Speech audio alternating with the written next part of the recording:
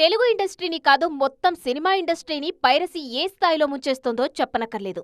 వందల కోట్లలో నష్టాలు చూస్తుంది ఈ పైరసీ వల్ల సినిమా ఇండస్ట్రీ. దీనిపై ఎన్ని చర్యలు తీసుకుంటున్నా పుట్టగొడుగుల్లా పుట్టుకొస్తూనే ఉన్నాయి సైట్లు. అయితే దీనిపై యుద్ధం మొదలైంది.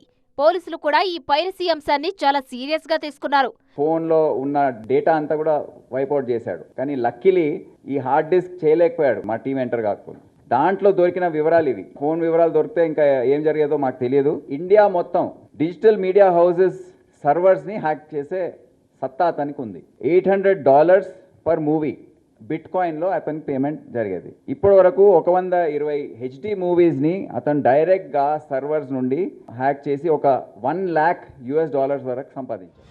మూవీ రూల్స్, ఐబొమ్మ ఇలా పైరసీకి సంబంధించి ప్రధానంగా వినిపించే వెబ్సైట్స్ నిర్వహించే ఓ ముఠాను హైదరాబాద్ సిటీ సైబర్ క్రైమ్ పోలీసులు అరెస్టు చేశారు. కేసుకు సంబంధించిన వివరాలను గతంలోనే టాలీవుడ్ సినీ పెద్దలకు పోలీసులు వివరించారు. తాజాగా దిల్ రాజు సైతం ఈ సమావేశంలో పాల్గొన్నారు.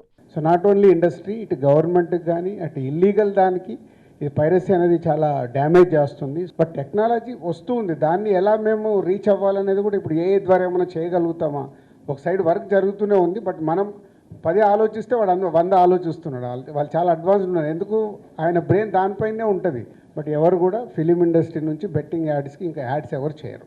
గతంలో జరిగిన సమావేశంలో చిరంజీవి, నాగార్జున, వెంకటేష్, నాని, రామ్, నాగ చైతన్య సహా చాలా మంది ప్రముఖులు హాజరయ్యారు. ఒక పవర్ పాయింట్ ప్రెజెంటేషన్తో విడుదలకు ముందే HD ప్రింట్లు ఎలా బయటకు వస్తున్నాయో దర్శక నిర్మాతలు, హీరోలకు వివరించారు పోలీసులు. మరి ఈ చొరవతో పైరసీ కంట్రోల్ అవుతుందా లేదా చూడాలిక.